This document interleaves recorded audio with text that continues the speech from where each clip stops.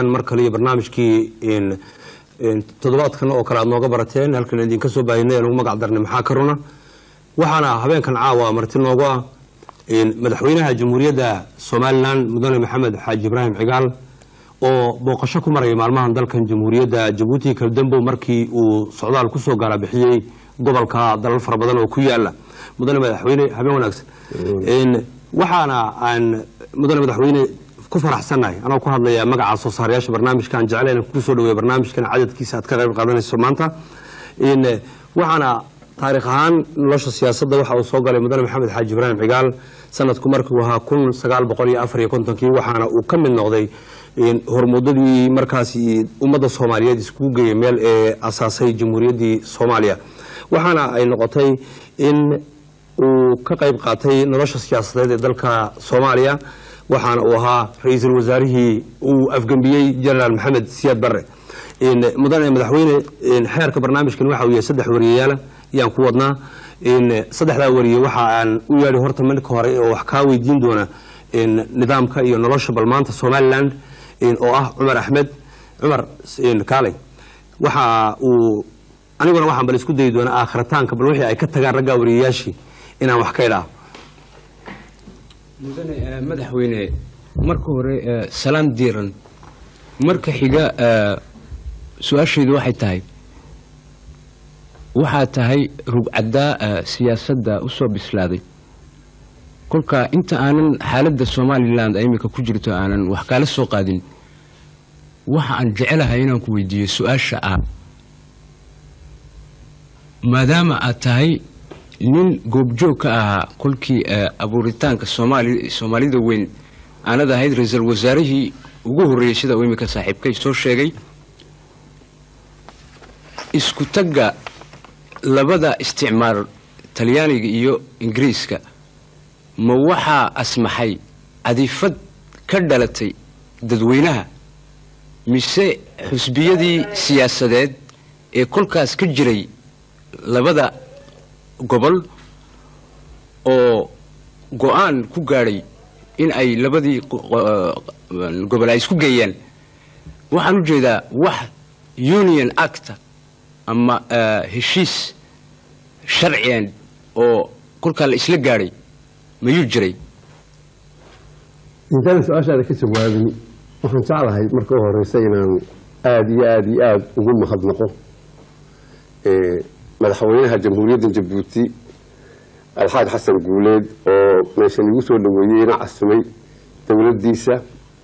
iyo shacbiga reer Djibouti oo isaguna si fiican oo aanan saahilin oo xamaasad iyo walaalnimo iyo wanaag la soo dhaweeyay inta badan markuu ka horeysay aad walaalayaal mudan tihiin u mahadsan tihiin walaalnimada waxa la tusteen iyo kalgacalka la tusteen walaalnimada keentay waxaan idin ka mudanay ma aha ta kale marka su'aashaadi baan soo noqonayaa waxay dhacay 60kii laba kelmadood oo laguma soo koobi karo waxay u sababaha in Ingiriis oo maxay ahayd Brigadier Prime Minister ayaa wuxuu yiri dabayl ayaa caalamka maraysa wixii wal ee hore u jiri jiray la bedelaysa wind of change ayaa dhacay marka 60kii waxa joogay dabayshaas ayaa wax waday ra'yi baa laga hore u soo dhisnaan jiray walwaljeeshada Soomaaliyeed hal isu geeyay oo ay ka timid shanta Soomaaliyeed waqti Ingiriis uu haystay afar dal oo Soomaaliya Djibouti ma ka maqnay inta kale hayay walaasa afartii dal dawlad qura cimilada iyo lacag qura iyo administration qura u yeeshay Somaliland iyada inta wax haysataa barigaasay wax qabsatay ay gacan qabsatay waxa ay leedahay barako leedahay iyo waxa ay leedahay barwaaqo leedahay wada jirku ayaa bariga la arkay fikradda la yiraahdo Great Somalia bariga dagaalkii soconayay ayay dhalatay 60kii haddaba barigaas aad ogto oo maanta loo oomay in Soomaali maxay hayday kulligeed meel la isugu geeyo barigaas ay abuurantay laakiin maca alasaf inta laga fadhiistay oo la yidhi sidee bay ku iman kartaa wixii siyaasiya markii aad arrin siyaasiya markaad doonto inaad fuliso uun cadifad iyo sidaasaan doonayaa kuma fuli karo waa in loo dhigaa takhdiid bilaan loo dhigaa walaa sidee buu ku iman karaa ra'yigii annagu markaa 60kii iyadoo aan wax takhdiidahoo badan oo la dhigay aanu jirin dadkii aanu xagga ugu tagnayna kulligii aanu sidii annagu bilijmaac aan uga wada raalli ahayn israac ama ugu wada haraadanayn aan loogu wada haraadanayn ayaa la israacay bilowgii waa laaxan ka galay bilowgii ayaa laaxan ka galay oo labadii actadi unionadii aanu annagu ka fulinay hargeysa xamar lagama fulinay mid gooneen ayaa laga fuliyey marka dadka looyaradii waxay yidhaahaan juridically yani sharciyan marka loo eego laga dalba ismay raacin israac sharcigihi ma dhicin waayo waxay wax la wada baaskareeyo qaynuun qura oo dalka isku mida isku xidha in la baaskareeyo waa un maxay taas hadal weeyey marka dalka waa israac 3 sano ayuu wada jiray waa israacay wad mahadsantahay waxa kale oo ku weydiiyey adigu laftigaagu goorma ayaad istiri isku tagaasi khalad buu ahaa ama base waa aad ku dadaashay kolka wixii laga bilaabo inaad khaladka aad saxdid haddii xitaa ay kula gaadhayso kala goyn qaladka anigu markii hore ee aanu meeshii raacnay laaxin baa galay khalad muu ahayn laaxin baa galay laaxinkii dhahaanu ka qarsanay waa jirtay mar aanu baarlamanka nidhi maxay ahayd xaggaa ka sheegnay nidhi waar wixii laaxin baa jira laga saaro laakiin oo muddo laysku hayay laysku hortaagnaa laakiin waa layska liqay taas labadii dal inay israaceen baa ayaa loo ictiraafay labada geesoodba 30 sano waa tii la wada jiray israacan markaa kala go-an iminka waxaa keenay laba hal waxaa dhacay maanta soomaaliya aanay jirinba dad cunaya mooyaane xamar maanta ay tahay meel laga guuray oo baaba'day ghost town ay tahay iyo wixii dhashay 30kii sano khusuusan intii uu afweyne dhulka ka madax ahaa wixii dhashay operation ahaa waxaa jiray ka warrami maayo waa laga wada warhayaa dalka Soomaaliland la yidhaaho 500,000 oo ka mid ahaa ayaa carray oo markaa Abdulxabash kaaman cayreed ku jira dad ilaahay cayr ka dhigeen ma ahayna waa dadkii Hargeysa dhisay Burco dhisay Ergaabo dhisay hodanka ahaa weeye oo la eriyey oo naftooda la cararay weeye ilaa maxay East Africa Europe meel kastaba North America oo dhan meel walba dad caymada ayaa jooga oo wadankan ka cararay niman aan la yaabo oo maanta ka madaxa Muqdisho madax ka sheegta oo cid ka madaxda ma jirto madax ka sheegta ayaa waxay yidhaahaan israaca Soomaaliyeed muqaddas wey kelmadda muqaddaska ay garanayaan u maray maayo waxay tahay muqaddas waxa weeye wax dhowran oo ilaahay loo nisbeeyo oo nadiif wey ninka muqaddas ku sheegaya waxa maanta Soomaali dhex maray waxa kala kaxeeyay waxa kala dilay ninka muqaddas ku sheegaya muqaddaska aan garanay dhaxlaal waxay tahay haddaba haddii maanta waxaad i weydiisay goormaad in dalku kala goosatay waxaan goostay dalku inuu kala goo markii aan arkay dadkii reer waqooyi oo tashanaya oo tamar leh oo wixii dhexdooda yiilay shalay dhalay ka noqday xalay dhalay ka noqday oo maamulanaya dalkoodii iyo dantoodii ina laba suuga markaas oo la yiraahdo lagu xidho nin isagu danaysan kari waayo nin dhiigoodii inuu isu xalaaloobo banaystay wara dad isu cunaya dad tashaday iskuma xidhnaan karaan in loo taliyo dalkii markaa maantaasaan goostay madaxweyne u yeedhay haddana Ismaaciil Abdidoon oo ka mid ah ragga iyagu wariyaasha barnaamijkan ka qayb qaata isaguna bal wax ka weydiin doona waayaha Somaliland iyo wixii kale la halmaanay mudane madaxweyne habeen wanaagsan sanadku kolku waa 1967 waa su'aasha ugu horeysa waqti ra'iisul wasaare aad ka ahayd dawladda Soomaaliyeed doorashooyin baarlamaanka ay ka socdeen wadanka Soomaaliya eri ama ahaan kelmad ayaa laga reebay qaydin ku soorme bisayl iskuma awriyo maxay ka dhigneed qalabka ugu dhawaaqday maamadan ugu dhawaaqay waxa ahayd labadii qeydi waxa ku qaybsataa bisaylkii iskuma awriyo waa isku mid hadalku waa isku mid waxay ahayd maxay ahayd waxba dad baa wax qaybsaday markaas haddana waxay la kala damaaciyay meesha dhuusamareebna waa ka yidhi aniga ayalgaalna waan ka yidhi wixii aynu bisay ku qaybsanay ceerinkii bisaylkiina ku kala damaaciyay saas ayaa arrinka loo jeeday waa tahay su'aasha labaad ee ku weydiinaya mudane madaxweyne waxa weeyaan maamulka Somaliland ee aad madaxa ka tahay sidee buu u dhisan yahay wuxuu dhisan yahay si dimuqraadi ah oo adag oo wanaagsan oo hadii uu noo fulo maanta dibadda baan nahay waxbaan u keenaye aan filayno inuu maxay ahayd dalkana wax taro dadkana deeqo ayuu ku dhisan yahay oo ku dhisan yahay baarlamaan saldadii ugu sarreysay ee wadanka ah oo laba aqal majlis shuyuukh iyo maxay ahayd majlis nuwaab waxa ku xiga executive-kii oo nin president loo doortay oo isaguna dawlad dhisay oo isaguna wixii maxay ahayd tanfiidiya wadaya waxa ku xiga garsoorkii oo isaguna mustaqilka ah cid walba oo ay madax yihiin nin chief justice oo ugu sareeya iyo shan nin oo guddi la ah saasaan ku dhisnay waana si dimuqraadi oo wanaagsan sida Mareykanku ku dhow yahay laakiin waxaan filaynaa hadii uu noo fulo oo Ilaahay noo meel mariyo alla nala qabto wax walba Ilaahay ayaa maxay ahayd amarkeeda leh nala qabto waxaan filaynaa inuu markuu dego wax dadkana deeqa wax tarayno qoomiyada kala duwan ayaa ku nool jamhuuriyadda ama Somaliland marka waxa la yiraahdaa haday ku tahay xagga baarlamaanka iyo haday ku tahay xagga xukuumadda reer ayaa sad bursimo qaatay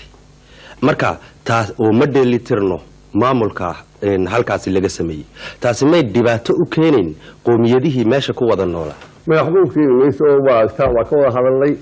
dad xoogaa wax yar saluugay waa jiraan oo walaalahaya ah aan ka maarmin laakiin waa arrinkaas waxaan filaynaa inaan xal u helno sababta aan waxba loo yeelin waxa weeye laba sanadood oo ku meel gaar ayaa lagu soconayaa waxaan inkasaa boorama lagu qaybiyay laba sano oo ku meel gaar baa lagu soconayaa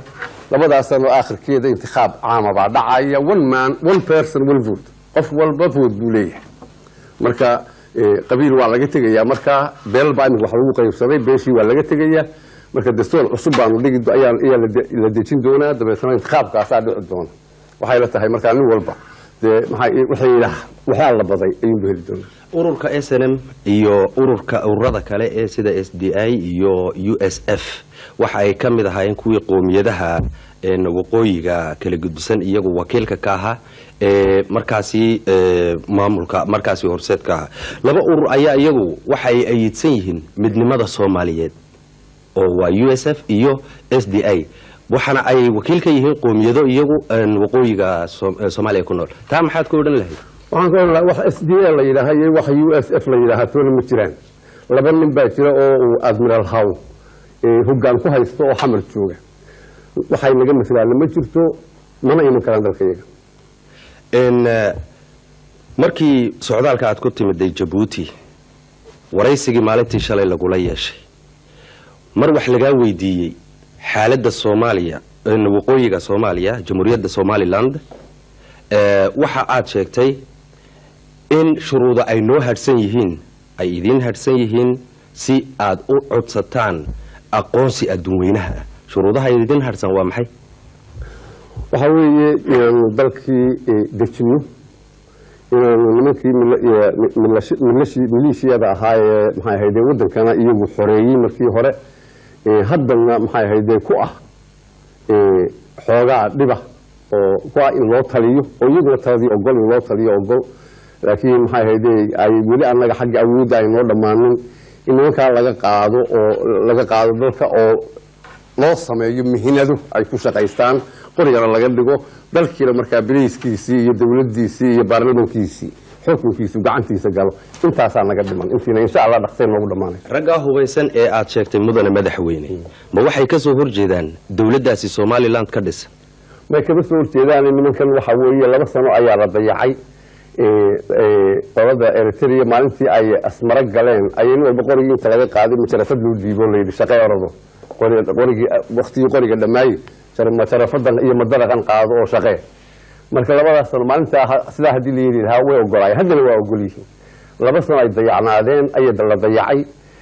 marka meelay wax ka cunaan markay waayeen iyo cidu talisa iyo cidu maxay danaysatoona ay waayeen qorigooday ku shaqaysteen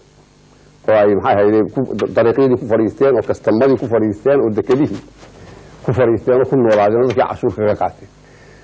taasaa la yar talax tagtay haddaan doonaynaa marka inaanu qaado iyaguna ogolo wax ka diidan yahay jirin xukun baanu ku haynaa meel madheero la yidhaaho aanu geynay oo iminka tababar u socdaa oo biliis laga dhigi doonaa 5 kaam oo kalena intii kale aanu u samaynaynaa maalintaan nimanka arrinkooda dhammayno anagu waxba isla diidan iyaga qudhoodii waa dowladnimadaydi taamuuyey xaaladda xagga nabadgelyada kol haddii aad carafka ku dhifatay guud ahaanba somaliland sidee bay tahay qaybaheega degmooyinkayga kala degan inta aan ku sheegay mooyaane nimadaas dabka sita mooyaane laba qabiilo buus ka dhaxaysa maanta ma jiro waa arrinkii waa kan shalayna sheegay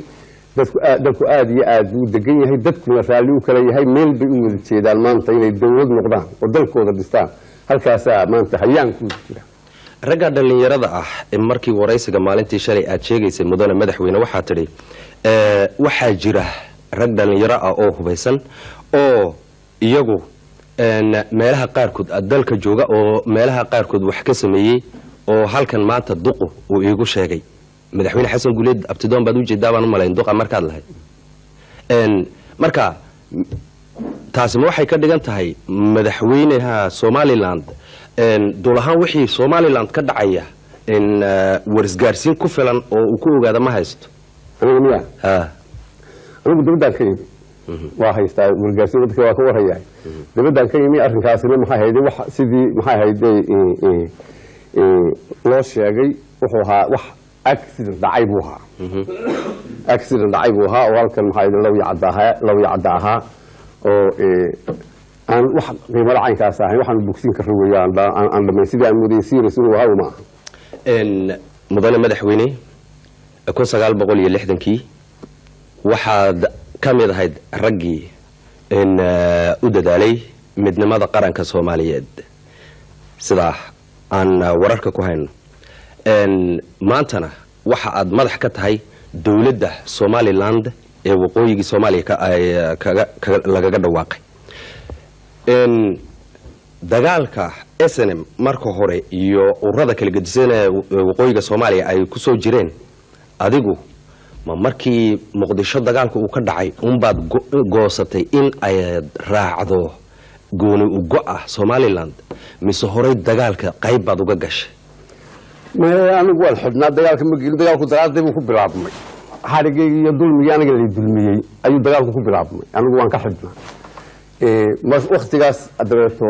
aan soo baxayna xamar baan joogay oo inta badan inaan dibadda u baxoba layma ogolaan jirin inta badan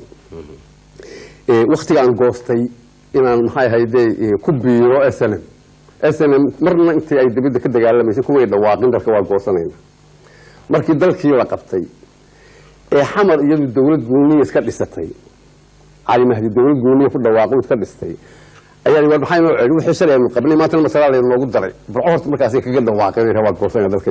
dalka goosankaas ku timi anigu marka halkaan joogay oo shir Soomaali lagu heshiiyay ayaan ka ahaa gudoomiye ku xigeen anigu waxaan goostay markii shirkaasi baaba'ay ee aan quustay in xamar wax ka hagaagayaan ka quustay shirkii baaba'ay wixii xasan guuleed ku dadaalay ee kulligii lagu dadaalay iyo qaraaradii la qaatay sidii wax loo habeeyay markii laga baydhay xabalinka isaga xabad la isu qaatay aan ka quustay in xagga dawo ka imanayso ayaan kuwana dawo u dhowey kuwan ku biir dhaqaaqan ku biir dhawaanta magaalada Nairobi socdaalka markaad ku martay kulamaad la yeelatay kooxo Soomaaliyeed oo kala gedisan marka waxa tiri waxaan ka hadlaynay dhibaatada Soomaaliya sidii wax looga qaban lahaa isku soo dhaweyntoodii maxaa ka suuragal ما أصلاً نك عيدي بام كولا خلاص يبل هاي طلع دي وحجب مودان تود يصير حاجة قبل العين يعني هدي وحجب مودان طلع حجب بيري تاية دي أنا مجوّر خمو إن لو باهي هاي أيجا أون الله لو حن مجبّهن هاي يوحن مجمّرتين هاي أنا كتير الرجال كسر بحية لما تقول كرو لما تيجي كرو كتب بالحكري ولا لمدي ولا لما ينلقوا أهو الله بخاص أو ولا أو يسوفيلي أو ولا تشره أو ديجي يدقن بكر حيو أن نقول أو سبير حالني إرجع دجال لك جي دجال وح أن كاجا ترين نبند كاجي شوتي أو أرن كيجي سلطان كل ما يستنى كوا حيو نجا نبوه هذا لبلا أحنا نقول لبس سؤاله جاجابن بان كوسو جبين قيمتي أنا جو أنا قبل سنة إن waxa mid ay tahay dawladda Soomaaliland shacbiga ku nool dawladnimadaasi ka dhalatay sidee bay u qaateen sidee bay u soo dhaweeyeen wallahi waxaan anigu u qabaa waxa inay isfaashay waa la xisnugtay maanta kuma oran karo yani dadku oo dhamay waa xambaarsan yahay laakiin dawladda raali baa laga yahay dawladnima loo haraadan yahay dalka in la dejiyaa baa la doonayaa dadku aniga aan ii danaynaynin ay iyagu danaysanayaan dhulkii dumay in dib loo dhiso dadkii maqnaa in la soo celiyo caruurtii iskuul loo helo cusbitaaladii in dawo loo helo dadkii iyaga danaysanaya marka dawladnimaana waxa ay ku gaari kartaan baa niyadooda gashay marka waa ka raali wax u shaqaynaya haday helaan dawlad u tacbayso u socota haday helaan waa ka raali waa la doonayaan dhowr jeer wafdiyo ka socda Faransiiska ayaa in Somaliland socdaalo booqasho ku yimid wax ma la kulantay ولا كل ما يدك بس ذلك أنا ولا كل ما يكون كلي يميبا وحنا أدي دتك مكانتي عن واحد بلوني فرنسيس كوف وهذا دتك نوجد بأسن نوجد تصبن نوجد جعنوين أدي بان نوجد مهدنا قينا أدي نوجد مهدنا قينا وأنا محي هيدي سفي عنه وأنا تحولي أقول سجين مركه سهل كيبي كجوجين بعد ما أقول سجين ولا عربي كويس وأقول سجين ما هو حديد وبحيل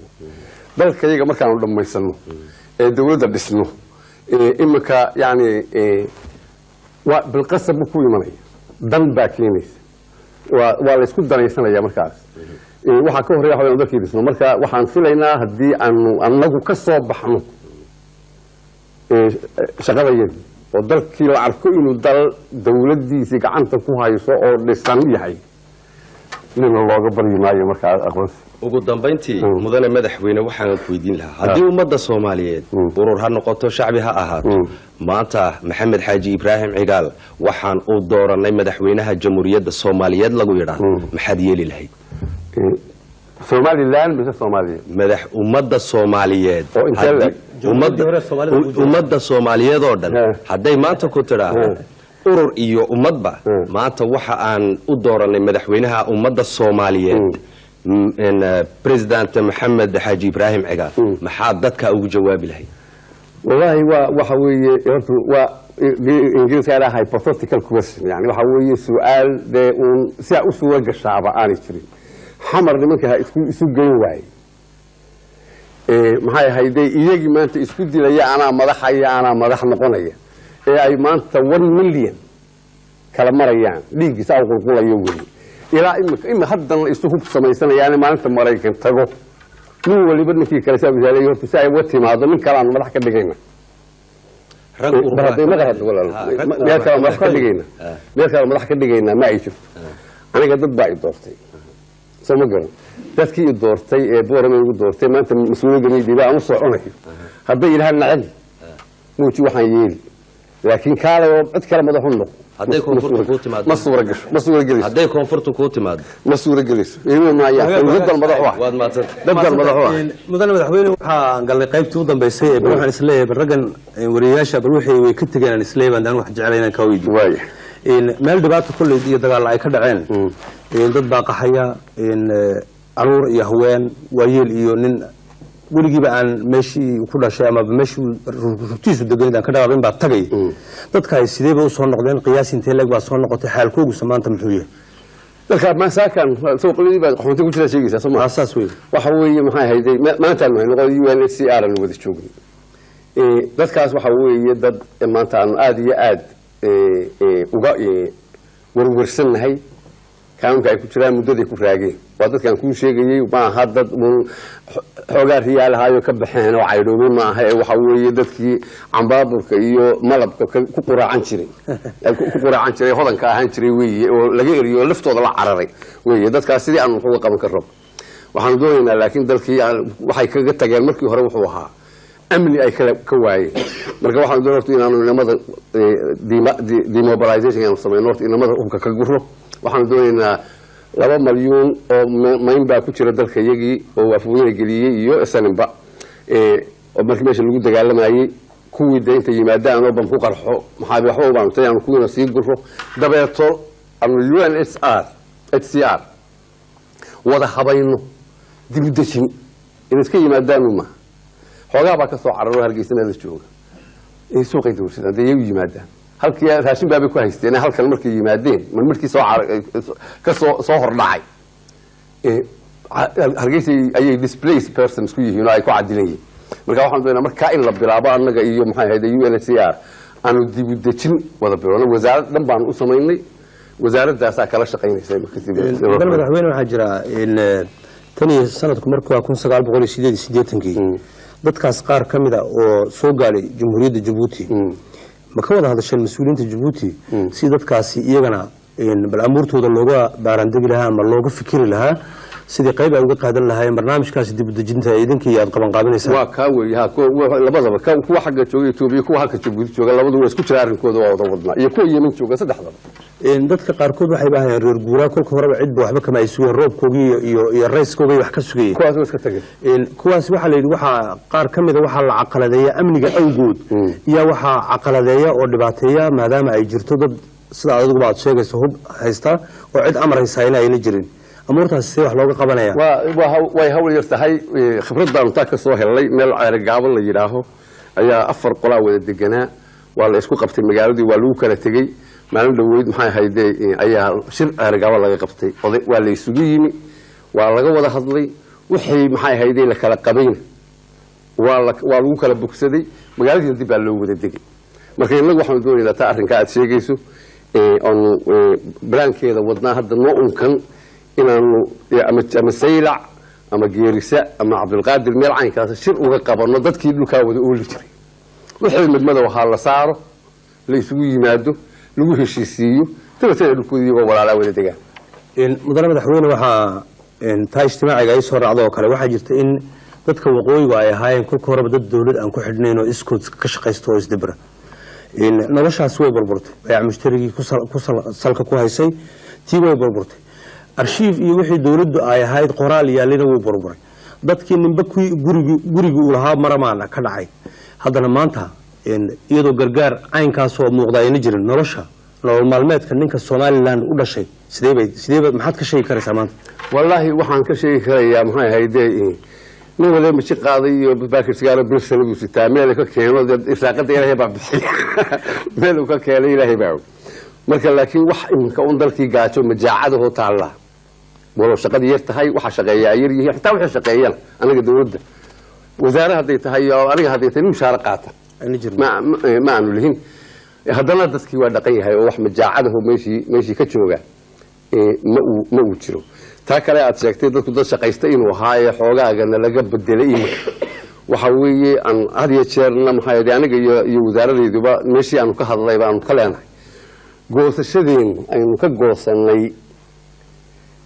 koonfur macna iyo qiimo ay leedahay ma jirto haddii wixii aynu ka baranay xamar ku baranay aynaan xamar kaga imanin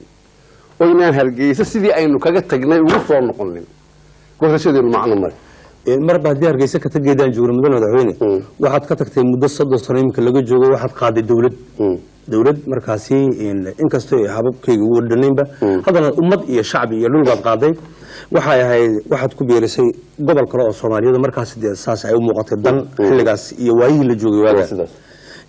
isla adigii 30 sano ka bacdi inaad gobolkii hore ku soo noqoto madaxweynahan ka ahay tira sidee bay nacam adiga shucuurtaadu sidee bay tahay markaad caynkaas leedahay waa kullu shay yarjicu ila aslihi baa la yiri ayaan tirahay kowde waxa weeye horta arrinkaasi markaas aad u eegto ninkii aan maxay hayday xogagaa lahayn waxa laga yaabaa inuu la yar qalafsanaado markaan kugu noqdo xoogaa taariikha waanigii ka sheekeeyey markii maxay hayday ninkii horreeyey su'aalihiisii kaga sheekeeyey sidii ay ku timi shanta Soomaaliyeed insha Allah isla doqono sidii ay ku timi wataan ka sheekeynayay sidii Ingiriisku mar isugu keenay advantage loogu arkay eedeetana loogu haraaday ilaa la doono markii aanu doonay dabeetatii inagu aan doonay 7 sano ayaa lagu soconayay siyaasadii cunfiga ahayd oo inuu Xabashi iyo Kenya iyo Ingiriis iyo Faransiis afarta qabantii babaca u dhignaan ka adkaan Soomaaliyeed inuu ka adkaan oo dalka oo shan Soomaaliyeed isugu geeyeen 7 sano la waday taas way soo oodantay waa iman karbi marka anigu 7 waan dabeetan noqday prime minister noqday anigu inay fidii shaqadeedii aad markii la doonayay aad iyo aad wax uga qabtay ragii isku hawlay ka shaqeeyay anigoo ahaa anagoo ku aqoon xagga Xabashida aad iyo aad ragii isugu hawlay ahaa anigoo markaa aanu qanacsanaa sidan aynu wax ku doonaynay iyo xataa inta la geliyay article la geliyay charterkii article lagu daray la leeyahay xuduudii gaala ka tagtay ee isticmaalku ka tagay lama burin karo waa in taas loo hoggaansamaa oo ay noqotaa xuduudda Afrika ka u dhaxaysa waa arag markaa waaqi waa la noqday aniga iyo ragii markaas intiqaabka helay ee dawladda cusub 7 sano dhisay markaan u sunnimay waa bedelay siyaasadda bedelay waxaan nidhi dalkii qolo waliba dadka ay ku dhex jirto iyadu siday uga isaga soo goyn lahayd ama isaga soo dhirin lahayd inuu laba isticmaal isaga dhirin dalkii waa ku baabaayna haddii aynu nidhaahno annaga u dagaalamayna oo Xabashi la dagaalamayna annaga u dagaalamayna oo Kenya la dagaalamayna annaga u dagaalamayna Faransiis la dagaalamayna dadna ma kari karo super power manihin waxaan siyaasadii ku bedelay ilaguna waxay aynu ayidi karo aan ayid laakiin iqliim waliba isagu cid ku dhex jiro ama cid isticmaalsanaysa ha iska dhanjiyo inaguna caalamkii marka aan nabad galno adoo nahay nabad galno iyagiina waxaan ku tari karaan ku tar laakiin lagu aan hubkii dhigno anigu Soomaaliya isla haloo danay oo sidii baan anigu ayaan ku shaqaynay minor majorkii uu sheegayay ninkii ay arrinkii noqotay oo aanu isku sameynay faras diiwal faras baan ugu tagayo ani hadii nimankaas oo Soomaaliya Djibouti oo yeesay ay timaadana kama hari karo hadii si adiga la heshiiso aanu ku soo waxda ma ku darsan maayo waa baarlamaanka qaaday wax oo ku imanaya ma jiraan faraan naga qaado fidnada naga la baxa buri waayo faran soo ma garan marka sidaas hortu marka siyaasadii lagu bedelay maray dhashay arrinkii uu wala raaxaystay halkan dib baa ka dhacday NFD dib baa ka dhacday oo ay ka nastay halkan waa ka nastay wixii oo saa u socda markaas oo caalamkina u soo joogsaday ayaa fuuynayay meeshii qabsaday afuun waa kii meeshii qabsaday marka iska daa intii kale idinka waa kii ugu kalifay yiri kaale aan iqliin baan noqonaysaa laba saab baan idin soo diraya iska soo dhiibo wixii baartal ka soo dhigo soo dira wixii waa kii lagu kala tagay dabad NFD xageedii u jeesatay halka loo kala tagay waxa loo kala jeestay iska daa intii kala maanta iyada kala dooday oo wuxuu ku dhex abuuray ayaa maanta ay intii kale ku kala maqan tahay tii xagaasi isagu ka dhashayna ay ku baabaasan tahay maanta ku dhimatay madana madaxweyne dhowr su'aalood baa haray oo xasaasi isle waxay dadka warka u kala geeyaa degmadan waxay yidhaaheen Somaliland waxay noqotay mid ku salaysan qabaa'il ku dhisan qabaa'ilkaasi ku dhisan loojiga sameeyay dawladdaas imika aad adigu madaxda ka tahay waxaa la yidhaha waxaan asaas u ah qabiilka la yidhaha isaaq qaar kale hadday sii fikiraan oo yidhaaheen anaguna mustacmaradii isaaqu ka baxay oo iyo anaguna ka baxaynaayo oo dhulbahantaland ciisaland gadabuursiland ma waxaas land nin walba samaysto waa kula kaftamayaan walba hadduu samaysto abuur caynkaasa ilaa halkee bay nacamde tagaysaa ilaa dowlad midba hadday kasii farcanto halkee bay gaadhaysaa nacam ilaa halkee gaadhaysaa waxaa weeye ma jirto intu taas ma dhacayso horema waxaanu ku nimi beelo iyo qabaayil si kaloonu ku iman kari lahayn ma jirin munadamad loo dhisnayd iyo axzaab loo dhisnayd iyo si kaloonu ku iman kari lahayn ma jirin reer hebel baanu ku nimi markaan wax qaybsanaynin reer hebel baanu wax ku qaybsanay marka laakiin waxaanu ka dhiganay ballan 2 sannadood ku meel gaadha baynu sidaa wax ku wadaynaa ku meel gaadhayna wixii ka dambeeya beel waa la tuurayaayo waxay noqonaysaa intikhab ninkii waliba xisbi ku gelayay iyo kii hal iyo nirigtiisii ku gelayay isagii la jirtaa soo ma garan laakiin waxaa loo noqonayaa qaran baa markaa la noqonaya intikhab baa la samaynaya taasi waa taas oo taasaasaan kaga beelo waanu ku tagnay dan baanu u kaliftay waana ku liibaanay oo meel baanu ku gaadhnay laakiin waa ka ballanay inay beeli hadho marka kala guurka labaas oo kala guurka laga baxo taasi waa taas isaaqana dad ku soo sheegay waxaa yidhi hargeys waxa saaq la yidhaahdo oo meel taagan waa qalabiyadahoo meel taagan oo jiraa ma jiraan nimankaad sheegaysaa leeda aqaliyadu wey hargeysa waa kan maxamed cabdillaahi maxamed maalin walba iyagaa noo garnaqay saaqa u garnaqay waxaa maanta loo maaralayahay ee ay somalilan ka dhismi laadahay waa saaq soo ma garan nimanka aan wada joogno meeshana ama samaro ha noqdo ama dhulbaanta ha noqdo ama murtigada ha noqdo ama ciise ha noqdo waa la og yihiin oo kuma jirto baqa isaaq halkaa intuu baxo waxaad yeeli doona la sabaarsan doona kuma jirto iyagana annana isuma qabno waxaa weeye dalkaas waxaa la yidhi magaalada burco la yidhaaho baa nin faar xusuusin la yidhaha baa odhan jiray burco waa rodol iyo nusrodol rodol habar jeclaa iyo rodol habar yoonis iyo nusrodol maxamed ciisaawi marka nusrodolkaasi meeshuu raaco ayuunbaa miisaanku u dhacaa budaa qaladelis marka waxaan ku leeyahay waxaa weeye isaaq meeluu wada joogo iyo wuxuu wada qabtay ma jirto meesha intaasi marto uun iyagaaba naga itixaad roone ayuunbaa dalka xukumi doonta mudane madaxweyne waxaa haddeer su-aal dhowr goor inamaduna wariyayaashii ay soo qaadeen ilase tahay inay wax ku eedan yihiin weli aqoonsiga horta waxaa ugu horeeya dadka in dowladnimadiisa isaga uu aqoonsado ayaa ugu horeeya kolka dambe ama dibadda laga aqoonsado ama hala diido haddii aqoonsigii dibaddaba inagoo aqoonsan inaad dowlad tihiin u qalantaan goosateenna dibaddii aad weydaan oo mucaamalaadkii iyo xeerkii dowladnimadu ay taasi albaabkaas idinku oodno nabadna ay ka dhacdo koonfurtu ma u malaynaysaa haddana mar labaad in ay dhalato jamhuuriyad labaad oo soomaaliyeed oo xeerkeedii leh oo aan laysku khaldaamin wuxuu yidhi waxaa qur-aanka aayad qur-aanhi tidhi ilaahay nagu yidhi laa yaclamu alghayba man fi samaawaati waalardi ila allah subxana wa taala sadaq allahu alcadiim waxay dhici doona beri ee qeybka ah wax sheegi karaa oo dhulka jooga waa bilaadmigi ama erka jooga waa malaa'igtii uu ogigoon ilaahay ahayn ma jiraan buri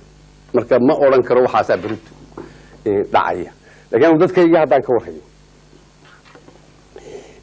ma anfilayo inay mar labaad raalli ka noqonayaan in xamar laga xukumo waa xamar baasboor u doontaa haddii xamar xukumkagaba laga daayo hargeysa iska xukuma la laakiin soomaalidu mid ahaata leynaa waxaan ku yidhi waa mutaqabalka haya taas wax suuragal aan ahayn haddii la yidhaaho way ka tashan doonaa haddii la waxa dowladda idinkaan idin dhiibi ee idinku annagana xukuma way ka tashan doonaan bay la tahay laakiin anigu saan dadkayga ku ogahay maanta halkii taagan tahay dadkayga ma ogola maanta in mar dambe ay maxay ahayd cid kale dowladnimadoodii ka daba joogaan iyagoo reer waqooyi maaha isaaqa maaha gadabuursiya maaha iyagoo reer waqooyiya reer somaliland ma ay ogola tan iyo ixtiraafka aad sheegaysa ixtiraafka bangladesh 3 sano la ixtiraafin markay ka go'day Pakistan 3 years ayaan la ixtiraafin maxay ahayd dalku haddii uu aanu dejin inamada haddaan xorayno oo aanu cashuurtii qaadano oo dowladnimadii dhismo shaqadeedii wadano waaba ilaaweynaa maxay ahayd ixtiraaf soo saaro annagu xoogaa noogu filan recurrent expenditure waxay dawladda ku baxayay qarashkeedii iyo biliiskii iyo maxay hayday qaraanintii iyo xafiisyadii iyo xoogaa ku baxayay haddaan soo saaro shaqada wadan waba ilaawi doonaa maxay hayday islaaf laakiin ma anfilayo inta lagu gaari doono mudane madaxweyne aragtida rag kale madaxda xamar isku haya taladooda ay ka qabaan Soomaaliland mid quruxsan ma hantii hadda adigu aad sheegtay weyn laakiin warar muhiim oo soo gaaray Djibouti ama degmadan ku faafay waxay sheegayaan intii aad joogtay Nairobi inaad aragteen General Maxamed Farax Aydiid oo ku yiri in dawlad baan dhisaynay Maxamed Xaaji Ibrahim Cigaalow ka soo qayb gal dawladda iska daa sheekadan in dawlad baan dhisnay iyo waan goonadii amuurtaasina waxay muujinaysaa in aragtida ninka bari madax ka noqon kara koonfurta Soomaalida ma halis bay taasi amuurtaasi ku tahay mise way ka sii careysiinaysaa ummadda waqooyiga waxaan ku leeyahay horta arrinkaas wax ka jira ma jiraan maxamed faarax Aydiid ma oranin wadanka kale madax u noqdo maxamed faarax Aydiid 200,000 oo qof buu ku dilay si uu madax u noqdo cid uu hadiyad u siinaya madaxnimada ma ay jirto nin la yiraahdo Cabdilaahi Xaaji oo maxay ahayd been ka maamulo maxay ahayd BBC ayaa arrinkaas samaystay meel ka keenayna lama oga nimankaas markaas arrinka anigu Aydiid lama soo qaadin waxa weeye wax la dhan laga sameeyay ma jiraan wahagaag waxaan soo gaalinaa matqaana laba su'aalood ugu dambeeyay jamhuuriyadda Soomaalida marka adigu aad ra'iisul wasaaraha ka ahayd waxay ahayd runaanta dimuqraadiyadda dhaba waxaa jirta intaas saxaafadood intaas oo xisbi nin walba wixii xisbigiisa aragtidiisa iyo ka cabiri jiray waxa la yiraahdaa maamulkii marka adigu aad madaxda ka ahayd yaa dhalay siyaad barray afgambigii maadaama markii ay nacam qabiil uu ku salaysmay siyaasadda iyo qabyaalada isku xisbi qolo walba ay samaysantay oo la xadeyn kari waayo oo la xakameyn kari waayo dimuqraadiyaddii ilaa intii ay burburinayso dalka oo miraha maanta la guranayo maamulkii nacam markaa hore ka dhashay sidii Hayle Salaasaba markii wuxuu ku dul fadhiyaba towradda qaraxay towraddana qurankii dambe basi maamushay amuurtaasi adoo way aragtinimadaas ka dhaqaaqaya sidee baa bal dimuqraadiyad loogu soo dabaali karay in xadaysan oo nacam la maamuli karo oo ayaha wadanka imika madaxda ka tahay xumar waa joogtay berigii waa laakiin yar baad ahayd ma aha taxliisha aad samaysay ma run maaha Soomaaliya waqtigaas waqti ka horreeyay oo 60kii ku siman ayaa dad gacanta inuu gelinay inagoo isugeyn ama isla qabweyn Soomaaliya isla qabweyn tahay isla waxba la idin kama qaadi karo ayuu niman Ruushan la yiraahdo Soviet Union dadkeeni gacanta u gelinay militarigeena idinku samaysta dabada la taga Ruushan la taga gudaha idinku ku tababara idinka kiya dalacsiinaysan dalacsiyo idinku wata diyaar bay ahaayeen ma gooray dhacdaba inay ka horeyso 9 inay ka horeyso ayay filayeen kolba waxay duruuftu tahay 9 kii bitii sababta 9 ku timiyay lagu dadajiyay ee Cabdirashiid ku dhintayna waxay tahay markii aanu anagu meesha soo qalay ayaanu lismaantan ku sameeynaanu furfuray waxa laala waxay xarkiyay lagu xidhay shuyuuc noogu xidhnaa ka gaarsiiyay haddaba intaan dhamaynin waxaan dibadda idin tuurinay ahayd Ruushan baa sameeyay Israa'iil maxamed siyaad ma sameeyay aqal buu ku xidhnaa oo isku gaajahay Ruushan baa sameeyay maxay ahayd ayaa sameeyay halkii isagaana waxa hore aad sheegaysan xisaabtii badnaydiyo waxay kulli isaga ka wada dambeeyay oo istiqraar dalku inuu helo aan marnaba doonin isagu ilaa uu gacanta ku qabto markuu gacanta ku qabtay xaqiiqatan yani runta wanaagsan uu uga wanaagsanaa Mareykan iyo cid kale maxamed siyaad bi safgaran waayay inuu yaani gacanta markuu Ruushka ku qabtay dalka 10kii sano ee hore ee ay saaxiibka ahaayeen maxamed siyaad nin Ruushka oo hebel ila Brezhnev inuu yaani oo aan imanin ma joogo wala muddo dheer joogin xamar wax ay kala jeclaysteen iyo waxay diideen toona ma jirin alkay mariyeen maxamed siyaawati Afrika oo dhan mal u sujuudaysi way super power buu ku tiirsan saasay waa markii dantoodii ku gaareen iyagu dalkii waxay doonayeen Ethiopia ka galeen meel walba galeen Mozambique galeen meel walba ku galeen laakiin ma yahayn adeer istiqraar aynugu xageena ka xumaad حوي أما قبوينو وحبال يلي كراينا إسرائيل هم نقطه أما خبرة الرؤية ما أنت سو أين ولي محايا هيدي دولة دولة لكن كيدي أين ولي سوى سو بدل هم نقطه والمسديبني ولنور رقم اسمع المسؤول بقصر إن قبل way joogtaa baan u malayn yar bayna xogaa su'aashan anu doon lahaa imaka socdaalka aad ku mareysay in Uganda Kenya Eritrea Ethiopia iyo Djibouti ugu dambeyntii in talada arinta Somaliland iyo Soomaaliya wax ka qabashadeedii Soomaa hadii wadamadaasi deriska kula ahi ay ku taliyaan ay isla gartaan qarannimadii midnimadii ummadda Soomaaliyeed adigu markaa taas deebaad u qaadan lahayd والله ده ترى اللي ويدي تماها إنما كان ويدي نودياش ويديني وحوي قرنمدي الصوماليات هدي أي practical تحي ويوح سورة جليسة تحي إن هاي هيدي أي اسم كرتو أو يوم كرتو وابل ورن كرا ولا جمهور مكرا لا يا هلا كدي ده هلا كدي ولا ولا جمهور مكراوي وحمان تحمر شوقه يا نرعنا تكو حليه كجوين يا نان كجوين هو حجيبي شو وحاب محاجر حمر حمر بابا رجال كاسو كلوي يعني ما دي عايزين بس او بابي دوكي من لو دقيه ما جرتو arrinki Soomaaliya maanta waxa weey xabaal bay qaarka u saaran tahay dhulkii maadeen Maxamed Siyaad baa laga sheegi jiray marka aan tago dhulka duuban kari maayo laakiin dadka ka tagi maayo oo jiray baa la yiraahdo I don't know ila taayeen dhabtahay waa sidii baa tiiba dhabowday ilaahay dhabka dhigay marka de maanta wax lagu qabeeyo ma xaragno yani annagi in la canaado la yiraahdo goy kari maysa sida caalim hadi mooyaane wax nolol qameelna lagu celiyo war ka tagina dadal ma hayno xogayaha guud ee qaramada midoobay Butros Qali waxa aad ku sheegtay dana gaar ah oo Soomaaliya uu ka leeyahay in uu isagu adduunka uu kaga jeediyay in aqoonsiga Somaliland waa maxay danaha gaarka uu ka lahaa isagu waxa uu dunida ugu baaqay waxa uu dunida ugu baaqay dhimashadii Muqdisho iyo agaarkeeda ka taagneed si loo badbaadiyo miyana ku horeyn wax kasta taariikhdu waa ka maqtay waxa weeye maxay ahayd ninkii Bush loo oran jiray ayaa ninkii u soo diray colkii maxay ahayd raashinka qaybinayay ayuu haay Butros Qali maahay Butros Qali iqliimkan oo dhan arrinaan halkan imika ka fasir karayno wax dawladda ka dhaxeeya iqliimka oo dhan mudan kaleeyahay dan maslaxad dalkiisa inuu ka maamulo iqliimkan oo dhan Masar kolka u maamulo baan ku yiri dalkiisa iqliimka oo dhan inuu maamulo si uu faa'iideeyo dalkiisa ayuu wada taasina de laba maxay hayday gari laba nin kama wada qosliso faa'iidadii marka waa yani dad baa looga faa'iideeyay laguna faa'iido beelay noqonaysa marka taas weeye madaxweyne waxa raalli ku ahaata waxa su'aashii u dambeysay weeye waxa taadu madaxweynihii u horeeyay madaxdii ugu horeysay Somaliland maxaan ka qornaa oo Maxamed Xaaji Ibrahim Cigal in barnaamijka maalintii uu maray waa kii sida la yiri lahayd murtiyood oo lahayd ku saabsan Jamhuuriyadda Somaliland ku saabsan Soomaalida iyo maanta waayaha jooga maxaan ka qornaa oo ummadda geeska Afrika waxaan leeyahay oo aan layga qoray hadii wax layga qoray anigu de xakiim miihi inta laakiin waxay ugu binixsan yihiin maanta Soomaali caafimaad baan leeyahay oo ay saddex raasiyaad iyo laba iqliim ayaalad oo maanta ay dalkii ay jaarka la ahaydna la wada nabad tahay wixii aynu islahayn israac baa ku helaysaa aynu ku weynay maanta inagu oo saddex qoys oo walaalo ah hadii laga helo reer koonfureed hadii laga helo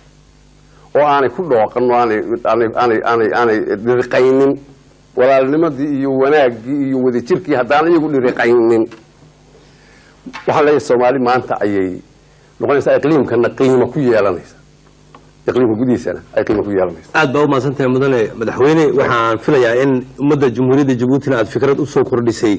in ku saabsan waayaha iyo nolosha Somaliland sida ay ku dhalatay dhibaato wixii maanta jira nin walba waxaan rajaynayaa barnaamijkan inuu suura galiyay in uu wax ka ogaado bal waayihii mataqaanaa maanta dhabtaha ee yaalay marweyn iyo mudane yalla waxaan intaasi ku soo gabagabeynaa barnaamijkii maxaa karuna oo habeenkan caawa martin ugu ahaa madaxweynaha Jamhuuriyadda Somaliland mudane Maxamed Xaaji Ibrahim Cigal